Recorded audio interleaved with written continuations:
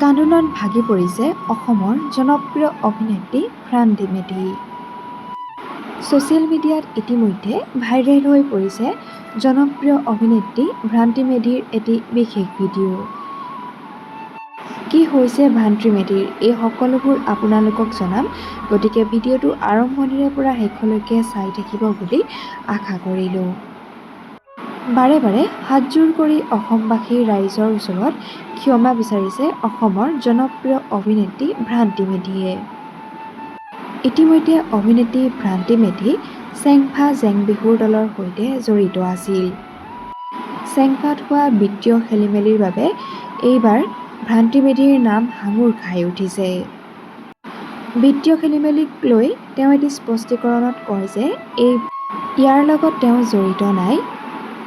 লগতে তেওঁ এয়াও জনায় যে দেশৰ ইমান এটা দুখ লগা খবৰৰ সময়ত কেইটামান টকাৰ কাৰণে বহুত মানসিক কষ্টত ভুগিব লগা হৈছে।